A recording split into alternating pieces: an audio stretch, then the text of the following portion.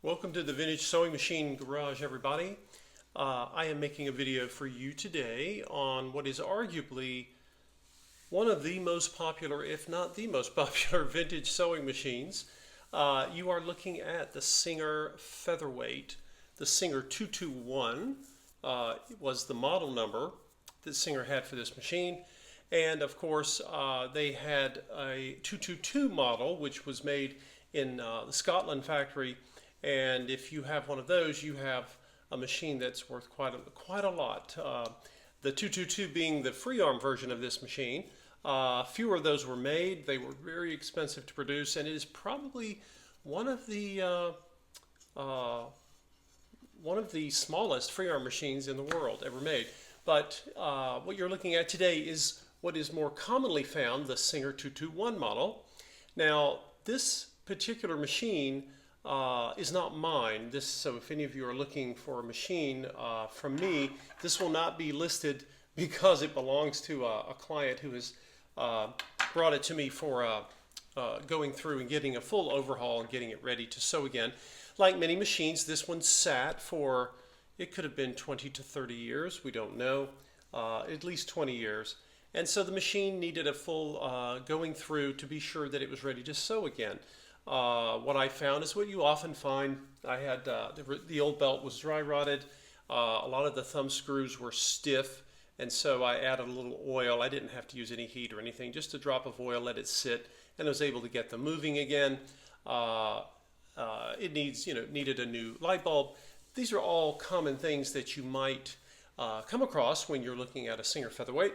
And I should also mention that for those of you who are new, featherweights, the black featherweights are the most common. You will sometimes see them in beige or white colors. Those were colors used toward the end of the production run.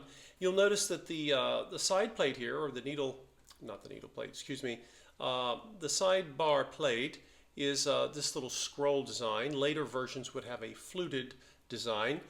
Some people are funny, with aesthetics. Like all of us are. They like what they like. Some people prefer this, some people prefer the others.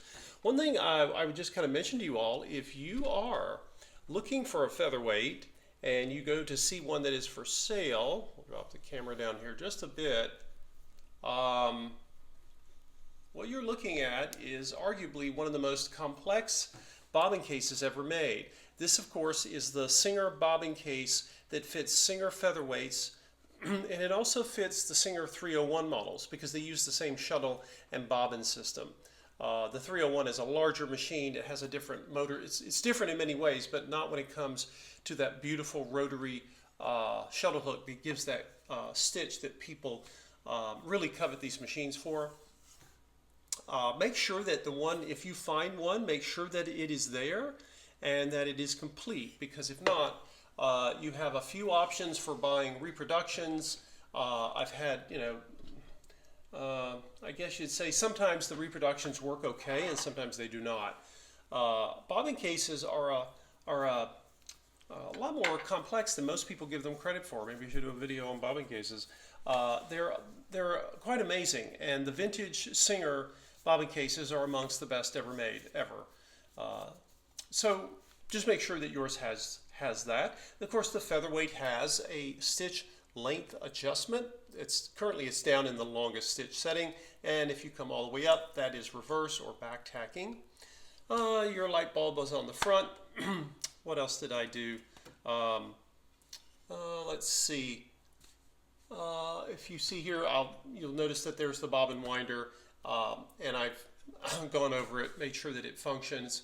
And so this machine is funny, it's not rare. Singer featherweights were made in very large numbers over many decades, but they are coveted because they are one of the finest quality sewing machines you'll ever find in this size. The bed here, the bed extension folds up. It goes into a carrying case that is a little bit bigger than a lunchbox.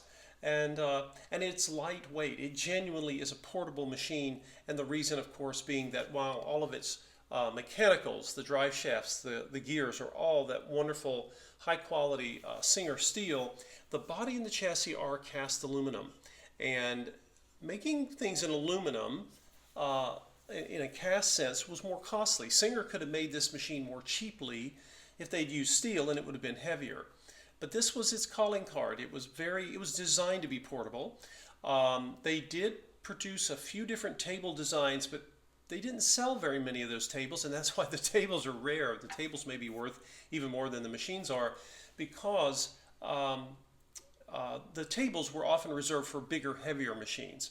And a lot of the people who got this machine either wanted a portable specifically to go with their other larger, less mobile machines, or this could have been a starter machine. You know, this would have been, you can just imagine this being a gift, right?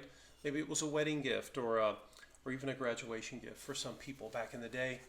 The little Featherweight is, let's see, we have a little switch here for the light. Your tension dials are on the front, and it has a motor on the back, and she uses a belt. This machine again has a new belt installed. So again, I've gone over this machine. It's been asleep for about 20 years, and I'm now getting ready to show you how she runs. Of course, she has a rotary hook, just like the Singer 201s and 301s, and that is one of the things that has been said over the years to give it the amazing stitch quality that it has. And oh, by the way, this machine has been given a new cord and a new foot pedal. My client decided to go with a new electronic pedal over the old button style, but you can of course use either. And let's see, I'll go ahead and show you how she stitches. Of course, I can slow down and get that wonderful slow needle control. I believe Singers do this as good or better than any other brand of machine. Not all of you need that, but some people really like being able to control it. And we'll come over here and turn around. And I'm going to shorten the stitch. And I've done this on other videos with things like the 201s and 301s. And it's been a while since I did a featherweight video. And now you can see that she can sew.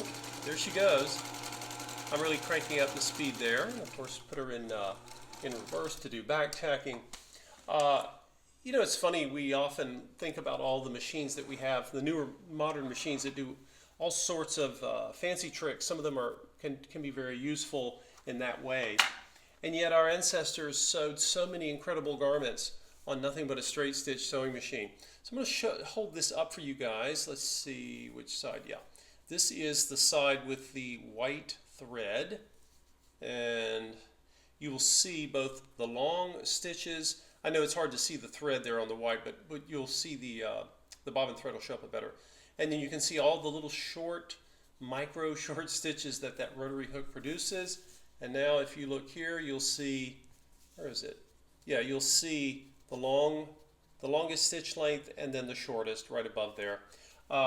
This machine, you know, it's kind of funny. You think, why are these machines so expensive? They typically sell in the U.S. and Canada, oh gosh, between $300 to $500. And if you find a 222 model with the free arm version, you're looking at well, many times that. It'll vary. I've seen them everywhere from $1,200 to $3,000 and up. But again, it's one of those things where this machine is such a wonderful tool that, in spite of the fact that they are not rare, they were made in great numbers, people covet them. People collect them. They are quite popular amongst quilters because people love to do. Quilters tell me they really like being able to piece their quilt squares on a machine like this. And it's, again, they can take it, they can, you know, quilting can be a very social activity, and they can take this machine. It's easy to set up. They're not having to lug anything really heavy. And it's a remarkable piece. It is probably one of the finest small sewing machines ever made. I'm not aware of too many others of this size. Those of you who have Singer Featherweights, let us know the types of things you sew with them. I know that quilters love them for all sorts of reasons. Many of you who have Featherweights have other machines as well, so you'll have the Featherweight and you'll use it for something. Many of the people I've talked to over the years are not limited to one sewing machine. And I don't own a Featherweight myself, even though I have come across a number of them in the past but I've always found new homes for them because I don't need a featherweight. I don't sew projects. Well, I don't really sew, so there's that.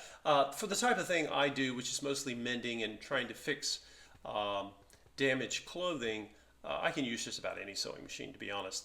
But these little featherweights are magnificent. You can find lots of reproduction parts. So if you ever get one, it's missing a cord, even if it's missing a motor, you can get either vintage or replacements. So I guess the bad news is if you want a featherweight, chances are they don't come cheap.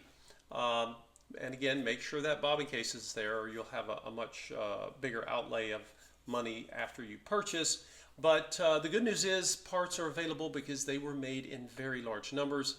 And so whether you're a fan of the black machines, the white or the beige that came later, I understand why this machine is so popular. So those of you who have them, share your featherweight stories. Maybe you're one of those folks who've had one repainted in a hot rod color. And let us know what you think. Let us know what you think featherweights are good for beyond the quilting I mentioned, and why you like yours. Thanks for watching, everyone.